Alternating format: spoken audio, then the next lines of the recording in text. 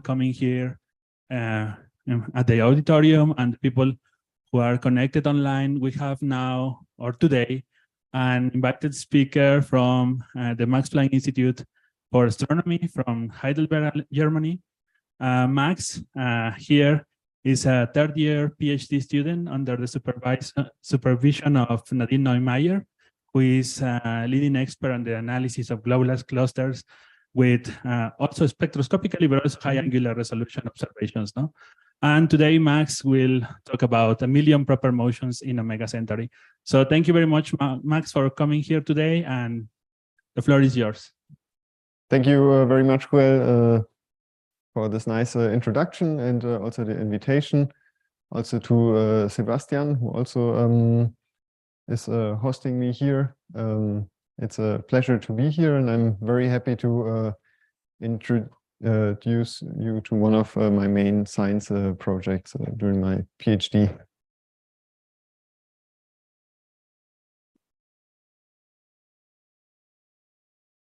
There's already, I think there was the chat popping up.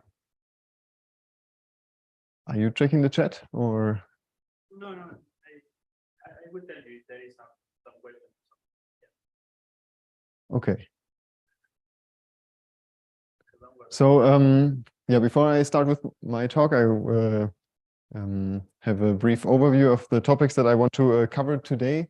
So I will introduce you to Omega Centauri, such that everyone is knows what I'm talking about. Then I will present the scientific goals of this project. Then I will talk a bit about our data set and the reduction that we are performing there. It's Hubble Space Telescope data. Then I'm very happy that since a few months I can also present some first results. And I will finish with an outlook and a summary of my talk. So Omega Centauri, you can actually also see it here. This is a very nice panoramic view of the Milky Way, and this tiny white dot above the galactic plane is Omega Centauri. It's the most massive globular cluster of the Milky Way, with current mass estimates being around 3.5 million solar masses. It's located in the halo of our galaxy on a retrograde orbit, and it's relatively close. It has a distance of around 5.2 kiloparsec, which allows us to study it in very great detail. And people have done that since many years, and maybe 20 years ago, people started to discover that Omega Centauri is not a regular globular cluster. This manifests itself in the very complex multiple populations that we find in Omega Centauri. This becomes clearly visible in the color magnitude diagrams of Omega Centauri, and especially in some ultraviolet filter combinations. So you can see one example here on the right of the slide. The x-axis is the color index with two UV band filters, and on the y-axis you have the magnitude in f275, which is one UV HST filter. And already here in the CMD, you can see that the main sequence is split in two different sequences. There's multiple turn-off points, and also spectroscopically, one can find a very large spread in age, but also metallicity. So people have been wondering what is going on in Omega Centauri, why it is not a relatively simple stellar population like in other globular clusters. And to answer that question, we have to take a step back and look at the whole Milky Way. And there in recent years, great progress has been made to understand the formation history of our galaxy. This was mainly thanks to Gaia, which provides us with kinematics of billions of stars, but also thanks to large spectroscopic surveys that then, like LAMOST, for example, that help to measure metallicities for all these different populations. And with these large surveys, many streams and remainders of past accretion events have been unveiled in recent years. I think the most prominent example is the Gaia Enceladus structure, which was a major merger event So a smaller galaxy being accreted by the Milky Way around 10 billion years ago. But there are also other examples, such as, for example, the Sequoia event. Another example where we can see this process happening right now is the Sagittarius dwarf galaxy, which is currently being disrupted by the tidal field of the Milky Way.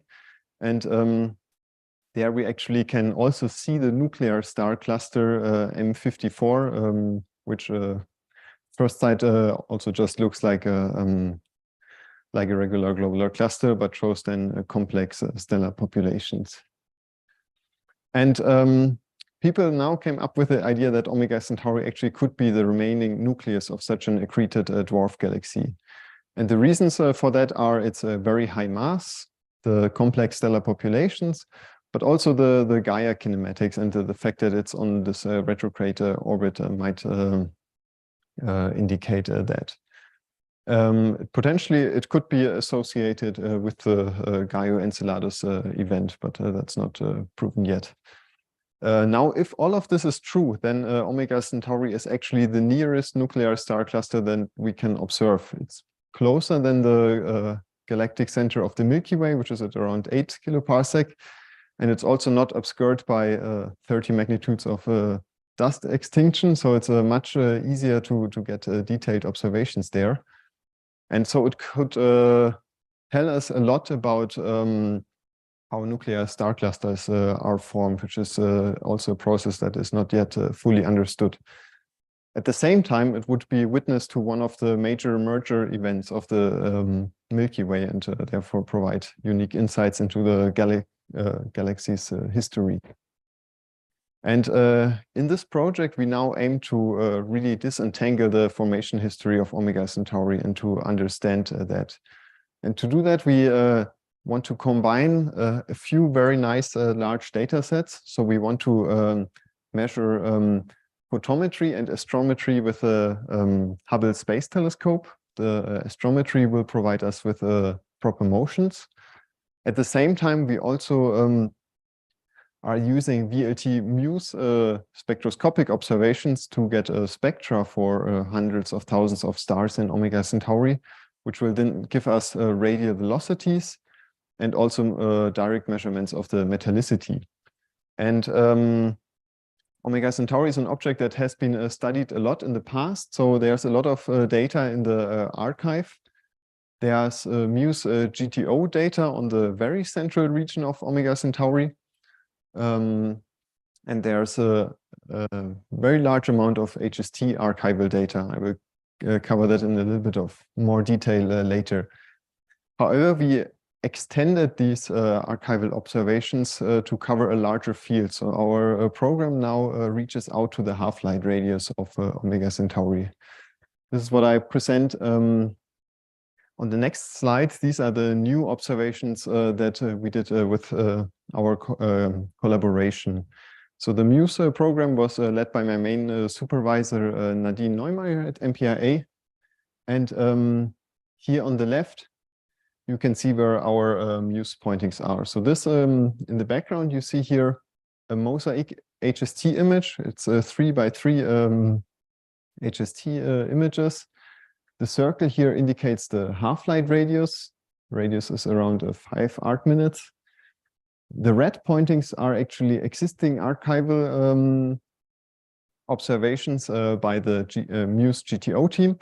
But everything else, all these squares are new observations by our collaboration. So in total, we added more than 80 MUSE pointings to cover this large region.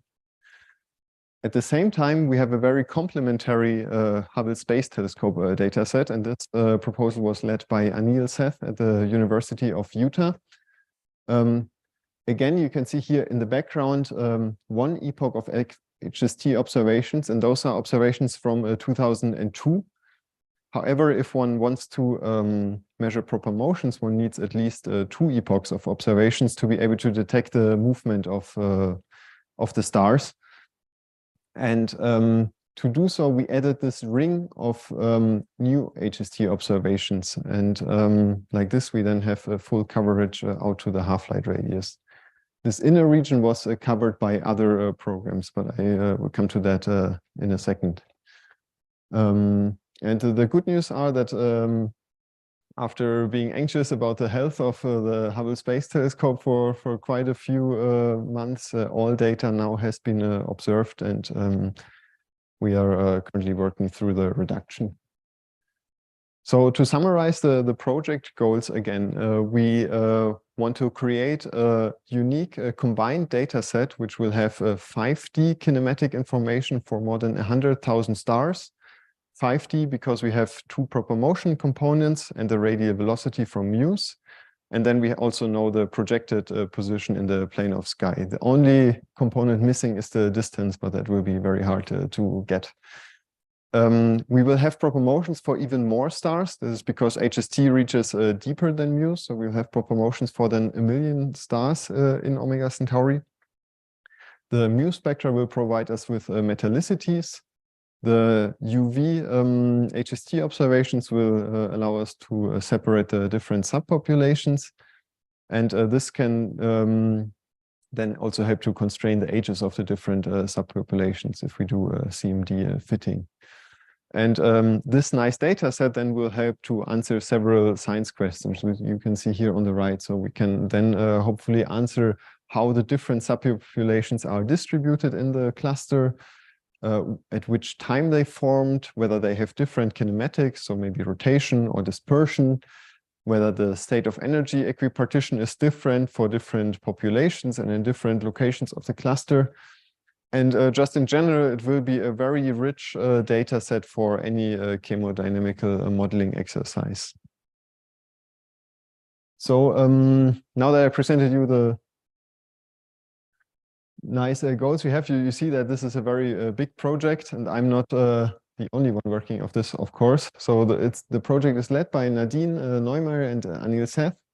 The MUSE data analysis is done by Selina Nitschai, who's another PhD student at MPIA. My main task is the HST data analysis and the proper motion kinematics. Then we have another PhD student, Kelly, also from the University of Utah, who's then disentangling the different subpopulations and working on the CMD fitting. You can see that there's many more people involved, including the MUSE GTO team, who are sharing their data with us. So let's dive into the HST world, because this is my main contribution to this project. Again, you see here this nice wide field image, which basically shows the whole cluster. The region we are interested in is here, this innermost part out to the half-light radius. And I marked here a grid of 3 by 3 pointings. This is the data that was collected with the Hubble Space Telescope ACS instrument in 2002. I think it's around here, it's around 3 arc minutes. So the total box has around 10 by 10. You can also see it here now with the arc minute scale. So here you see all the footprints of the Hubble Space Telescope's observations that were already available in the archive when we started this project. On the left, you see observations with the ACS wide field channel instrument. On the right, you see observations with the Wide Field Camera 3 UVIS instrument. And there's a few things I want to point out here. So you can see that here in the year 2002, we had this nice large field observed with a grid of 3 by 3 ACS observations. Then you can see that there's a lot of observations in the center with the UVIS instrument, and at different rotations with slightly different pointings. And of course, one might wonder, why are people observing Omega Centauri all the time? The reason is not necessarily science here, but because of the high stellar density, and because this density is very uniform, Omega Centauri makes for a great calibration target. And so to monitor the instrument stability every few months, they point to the center of Omega Centauri and collect some observations there. And this, of course, provides us with a very nice and uniform data set, which would otherwise be difficult to obtain. However, you can also see that there are regions that were observed in 2002, but then there's no second epoch. And again, if we want to measure proper motion, we have to see how the position of the star changes over time, and that's why we had to add another set of observations. And so here, this updated map now includes the new observations by our HST program, and you can see that we basically also cover this outer region, and now we'll have a full coverage within the half-light radius of Omega Centauri. The data reduction process is quite lengthy and complicated, and so I will not go into too much of the details here. If you have questions, then I'm of course happy to answer them. But here I can give you the main steps. We start with a first round of photometry, which is performed on the individual HST images. And we have around 1,300 HST images, so it's quite a large data set and a task to do that. Once we have the photometry and astrometry of each individual image, we then use the measured positions to astrometrically register each individual image. And to have a good absolute reference, we now can use Gaia data release 3 data to anchor everything in a robust astrometric reference system. Then we also photometrically have to register all the individual exposures because they have varying focus, varying exposure time, and we have to bring that all in one calibrated system. Then here in step number 4, we run a software called KS2, and I will explain it a little bit more detail later, to get better and deeper photometry. This is then also the photometry that we use for the further steps in the process. And then the 5th step is to cross-match all single epoch catalogs, so to identify whether a star was measured multiple times, which is necessary if we want to track its movement. And then the final step is to actually determine the proper motions. Now I will go into a little bit more detail about the photometry step and the proper motion step, because I think those are the most interesting ones for a larger audience. So for the photometry, we use a software called KS2, which was developed by J. Anderson at the Space Telescope Science Institute. This is basically the state-of-the-art software to do HST photometry in crowded fields. What makes this software very useful to us is that the source finding step happens in stacked images, which means that the software is able to detect stars that are too faint to be detected in a single image, so we can reach very deep. Then it performs a PSF photometry using perturbed library point spread functions. The point spread functions for the Hubble Space Telescope have been characterized very well in the last 20 years, so we can use all that knowledge using that software. And what makes this PSF photometry step special is that it uses an iterative approach in which all neighboring sources are subtracted first using a fitted PSF model before each source is measured. And especially in a crowded field like Omega Centauri, this helps a lot and increases our astrometric and photometric precision. And we have to run this the software for each individual epoch, so we have to set it up many times. Just a quick question, just not to wait to the end, and it's very detailed. So you detect the sources in the stack images, then analyze the sources in each individual source, in each individual frame. That's correct, yeah. Okay.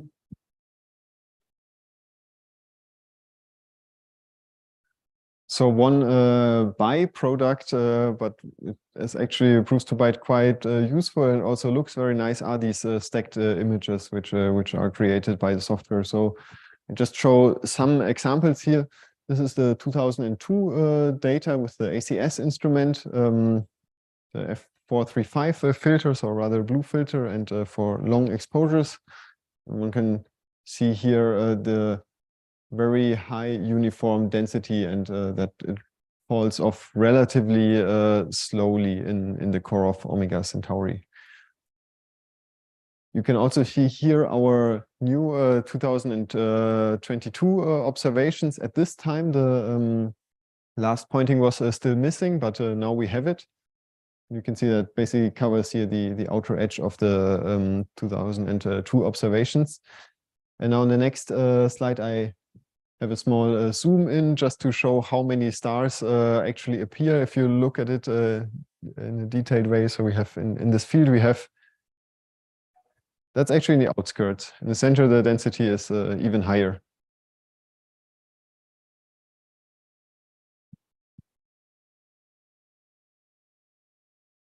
So what is the angular size of that frame? That's the question. So of the full field, again, it's around 10 arcminutes. I don't know exactly how far I zoomed in here, but I think the PSF has around 70 milliarcseconds width.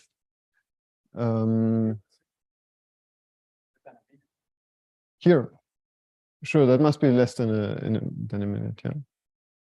So I would guess maybe 10 arcseconds, but check later. The pixel size of the UVIS instrument is 40 milliarcseconds per pixel. Size of the frame. That's kind of hard to read. Okay, and then here in the next slide, I just show that basically each of the sources one can identify by eye is also identified by the software. So in total, we have almost 2 million stars in this field that are measured with our photometry. Now here are some preliminary results just of the photometry. This is now for the 2002 data column magnitude diagram using the following two filters. And one can already see in this very preliminary column magnitude diagram quite a few nice features. So one can see here the multiple turn-off points of Omega Centauri. One can see also here the red giant branch, the horizontal branch. We can actually measure also quite a lot of white dwarfs. And we basically have 9, maybe 8 magnitudes on the main sequence. So we reach quite deep and have quite a lot of stars here.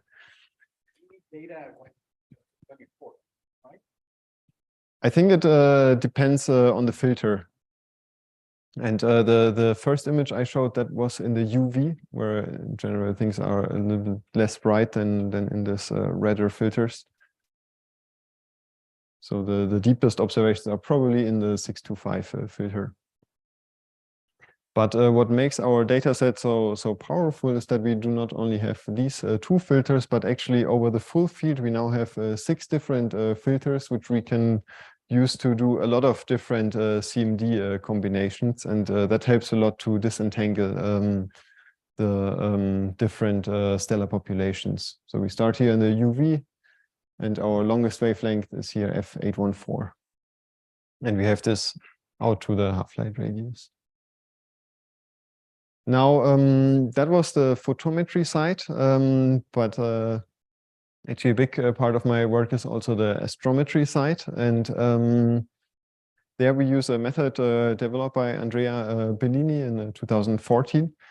The process is that we take the single image position measurements done by KS2, and we have around 800 images that are usable for astrometry.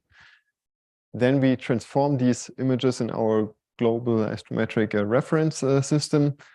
And then in principle, proper motion measurement is actually quite a simple measurement. One just fits a straight line to the X and Y direction. Here on the right, you can see an illustration of this process. So you can see that we have all these individual image measurements.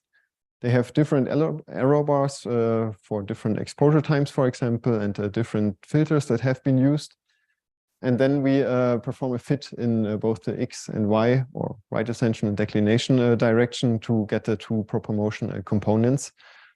And the software we use include some algorithms that help to then reject any mismatches or other outliers.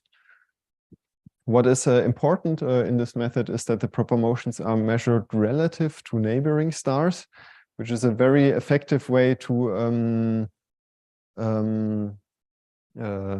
diminish the effect of residual distortion and charge transfer efficiency and other systematic effects. But it also means that the net motion of Omega Centauri will be 0. However, we can then determine the absolute proper motions of the sources when by cross-matching with a catalog such as Gaia. It also means that for this process, we need to find cluster member stars. And at the beginning, we do this based on the color magnitude diagram. In further iterations, we can then actually also use the proper motions themselves to see which stars are background stars or foreground stars and which stars are actually cluster member stars. And so it's also an iterative process where we improve the reference star list and their positions. Now, just to come back here, you see we went through all these steps. Total, it took about 2 years, but you get the results already right now. Here you have the proper motions in a so-called vector point diagram. So on the x-axis, we have the proper motion in the right ascension direction, and then here you have the declination direction. And what you can see here is this nice circular cloud of points centered at 0, 0. Those are all the cluster member stars. Remember that we measure them relative to the bulk motion of the globular cluster. You can see that it's very crowded here because you have a million stars all together, but it's also a very nice distribution that we find here. You also see that there are stars scattered around here, and those are most likely foreground and background sources. And to further study that, we can make a very easy selection. So here, this is the CMD of all stars for which we have a proper motion. Yeah, what is a typical error? I will come to the errors in a second. Okay. Because I want to see if you can resolve the proper motion due to the velocity dispersion of the galaxy, well, it's a galaxy, or that's just consistent with the errors. The center one is. No, this is basically all. The distribution. It's all proper motions. The errors are so small that you wouldn't really see them there. Yes. Mm-hmm. Yes. Mm-hmm. Yeah. What you can see here now are also the stars that are somehow background and foreground stars. And if we make a selection, just drawing a simple circle around this main cloud of points, we can then clearly see a difference in the color magnitude diagram. So the stars here in the center, in general, follow the CMD sequences, while the stars in the outskirt here have a very different distribution. And what is quite nice is if you look here, you see actually some structure. If you look at this overdensity here, this is exactly where the absolute proper motion of Omega Centauri lies. And so that means that those are background quasars and background galaxies that now, because we are in the reference system of the globular cluster, have the absolute proper motion of Omega Centauri with a flipped sign. To show you where we have those proper motion, I have a map of the coverage here. So again, this is the field centered on Omega Centauri, and it's now color coded with the baseline of the proper motion measurement. The baseline is the time difference between the first position measurement and the last position measurements. And because most of our data was taken in 2002 and 2022, we have typically a 20-year baseline for these measurements, which is very long. I mean, if you want to get a 20-year baseline now, you would have to wait to the 2040s. So we are very lucky that we have this nice archival data as well. For this main field, we have a photometry in 6 filters. Here in the center, where there are all the calibration exporters, we have actually more than 20 different filters and typically more than 100 individual measurements per source. So their errors are even lower and the measurements are even better. Now to come to the proper motion errors. Here I show our proper motion errors plotted against the magnitude in one of our filters. And you can see a few interesting trends here. So first of all, you can see that the proper motion gets worse towards fainter stars, which is just a signal to noise effect and quite expected. One can also see that if one gets to very bright stars, then the errors also get larger. And this is because more and more stars are saturated in the HST exposures, and then we cannot use the position measurement. But here in this sweet spot, the median proper motion error is just 17 microarc seconds per year, which is much better than what can be done with Gaia for brighter stars in less crowded fields. And if one translates this to physical units, this is around 0.4 kilometers per second. So considering that Omega Centauri is 5 kiloparsecs away, this is quite a nice measurement. The last trend you can see here is that if we have a longer baseline, then the errors are lower. But this is just because stars had more time to move. And you can see that now in this data set, basically almost all stars have this very nice long baseline. So we started already to dig a bit into the science and to analyze the kinematics of Omega Centauri. Here on the left, you see different profiles. So you have the radius from the cluster center on the x-axis.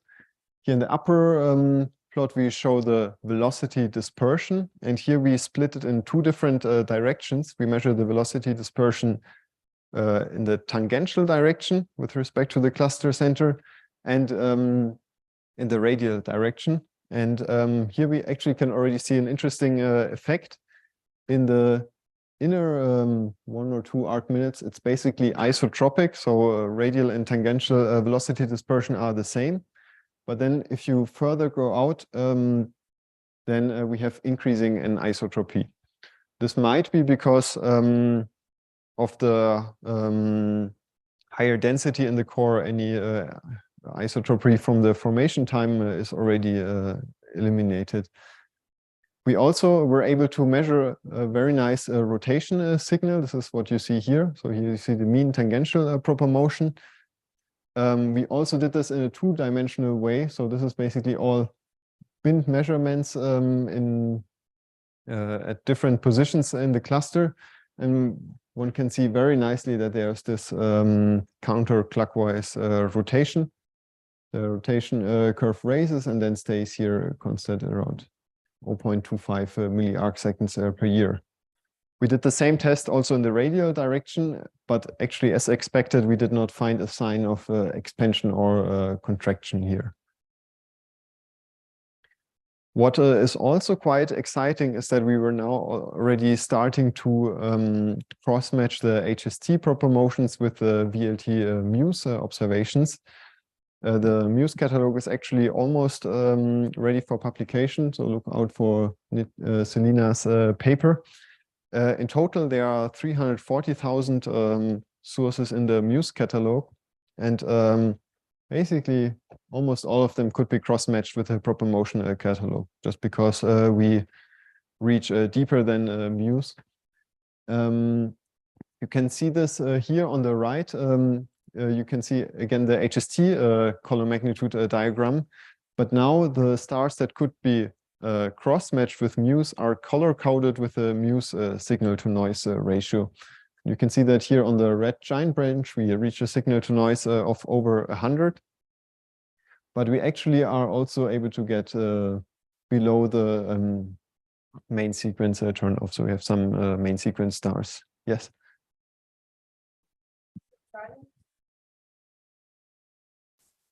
You have two red giant branches? What is this? Yes, here. So there are two visible here. I think if one takes a closer look, there are even more. This is due to the different ages and metallicities that different stellar populations have. One of those is the asymptotic giant branch? Or? I think that will be In up here the- now. Yeah. And you have these stars also in the zone where planetary nebula central stars are. Do you have any planetary nebula in this? I think actually the purpose of the 2002 data set was to look for these planetary nebula, because they had observations in 2 broadband filters and in H-alpha. We haven't looked further into this, but maybe there are few.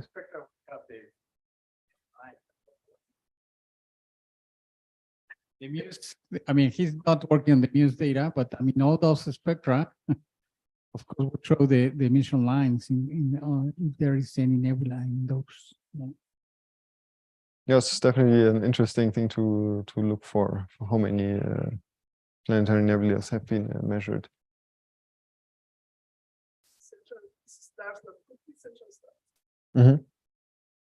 Thank you.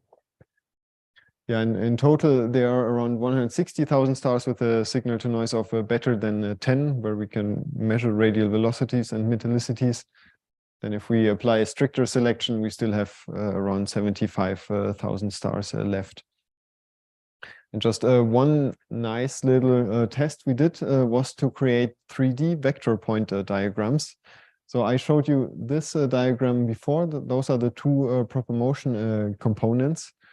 But now we can add the 3rd component of the velocity vector and plot here the radial velocity against the proper motion. To do that, we have to assume a distance to be able to convert the milli-arcseconds per year into a physical unit. But then this already gives a very nice idea about somehow this 3-dimensional cloud of points. At the same time, this also could be used to infer a kinematic distance estimate. So if we assume that the cluster is isotropic, then and radial velocity and proper motion should show the same dispersion, then we can estimate the distance. However, then one has to be careful about the errors of the measurement. So here you have the proper motion in the right ascension direction. Here you have it in the y direction, just to show some of the 3 permutations we can make. But actually, one can also look at this in 3D now, which is also quite nice. Okay, so this is more or less where we are right now. So we are just getting started with the analysis, but first results look quite promising. Our next steps would be to rerun the reduction with the full, now complete data set. So the last HST observations actually have been observed in February, so just a month ago. So I'm going through all those 6 steps again, but we are almost there. Then we want to publish the astrophotometric catalog. So we want to make all these proper motion measurements available to everyone who wants to use them. We will start with a kinematic analysis, both in 2D and in 3D.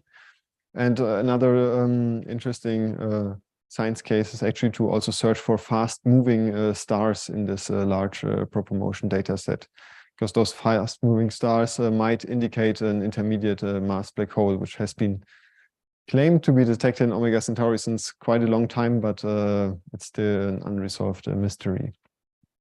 Now I want to use my last minute to also present a nice spin-off that happened from this large analysis. If we have this large massive globular cluster, then we would expect that actually thousands of stellar mass black holes accumulate in the center, and we have this dark mass in the center, which has also been detected kinematically.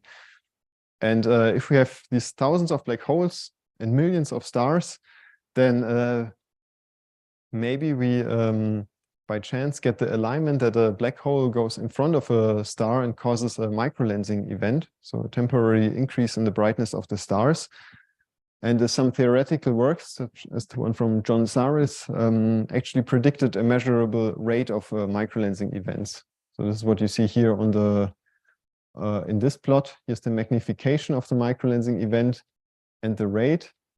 And at the photometric precision, which we have with HST, we would expect maybe 2 or 3 events in 15 years. And the nice thing is that in the center, we have this very continuous coverage due to the calibration exposures. And so we started to look for these potential microlensing events. Here you see a simulated one. So it's a little bit the search for the needle in the haystack, but the retention fraction of black holes, for example, is still poorly constrained. So it would be quite interesting to get these measurements. Okay, with that, I want to quickly summarize. Omega Centauri is a very interesting object, most likely the closest nuclear star cluster and witness to the accretion history of the Milky Way. And we now have a very unique combined data set of MUSE and HST with 1 million proper motions and 100,000 spectra, which we now, after all the hard data reduction work, can use for many nice science projects. Thank you.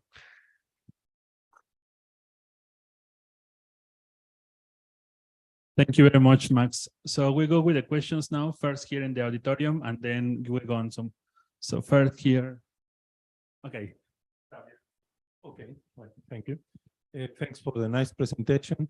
Regarding your kinematic profiles, have you tried to split them by age or metallicity? That's definitely something we want to do. For this plot, I just showed everything together, but we hope to see some signatures there. Okay. So next one, Vladimir. Thank you very much. Nice talk. It's possible to have the color magnitude diagram, let's say, as a function of radius, in order to infer the stellar populations radially or something, in order to infer about the formation of the cluster. Yes, this is another thing on the to-do list. So we want to study whether the stellar populations behave different, whether they have, for example, whether the younger population is more centrally concentrated or questions like that. And that's exactly for what, or that's one more reason why we took this HST data to be able to disentangle the different stellar populations. And somehow the different populations seem to overlap and cross each other, but actually in this 6 or 5 dimensional space, which we have because of the different filters, it becomes possible to really separate the different subpopulations. So there are these chromosome maps developed by Milone, which use pseudo colors, and then they can be used to make these selections. Okay, one more question here, and then we'll go on. So, well, this is a very unique, beautiful data. We're looking at the closest galaxy in a way, right? 5 kiloparsecs away. That's just a comment. But the question is precisely in that diagram where you show all the red cloud that is different proper motions.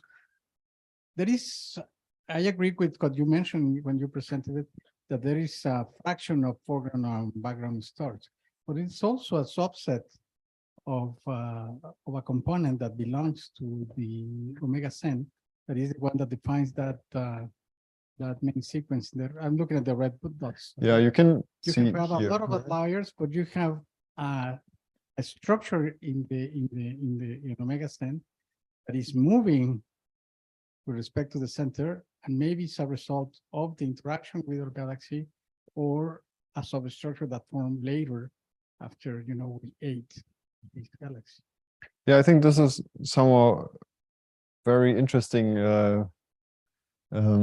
group of stars, but we have to also be careful whether those are somehow good measurements.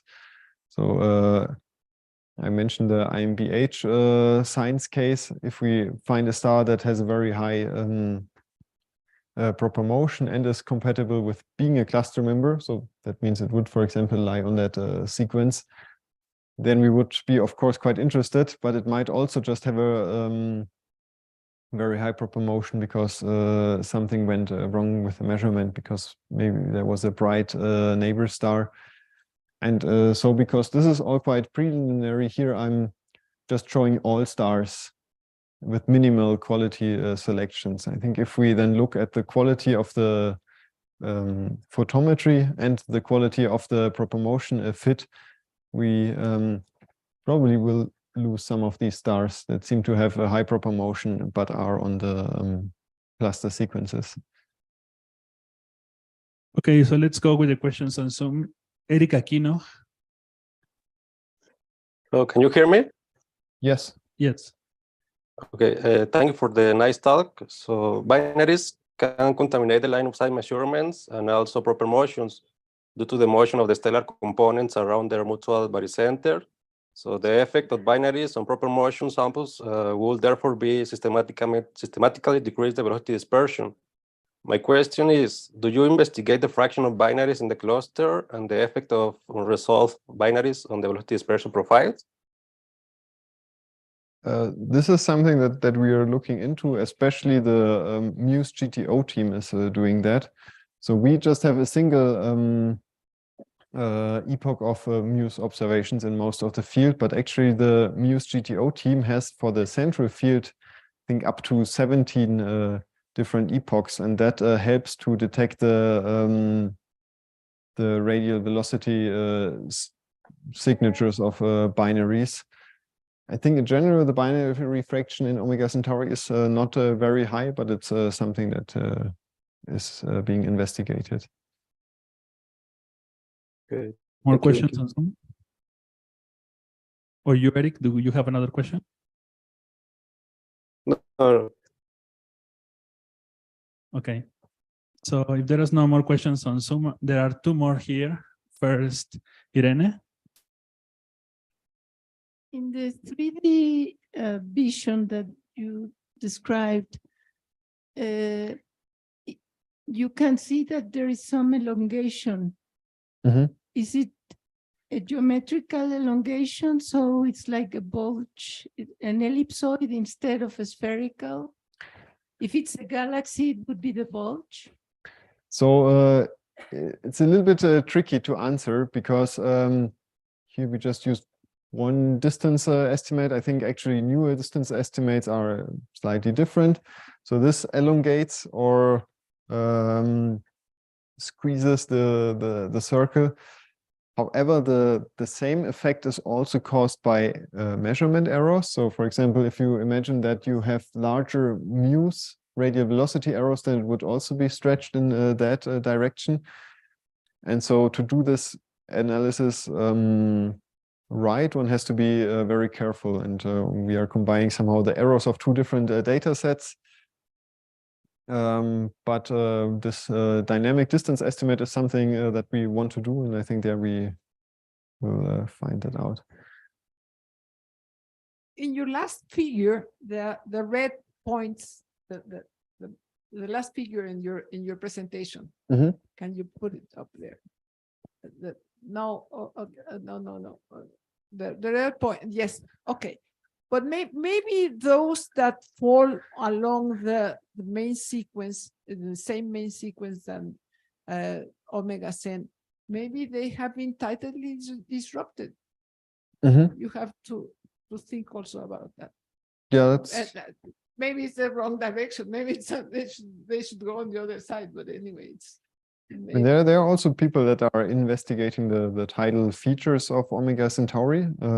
Typically, one is looking at much larger fields, so with ground-based wide field observations, or also Gaia, which works well when you're not in the crowded core of Omega Centauri.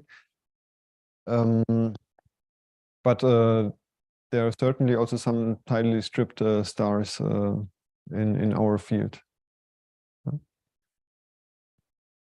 Okay, so is there any other question on Zoom?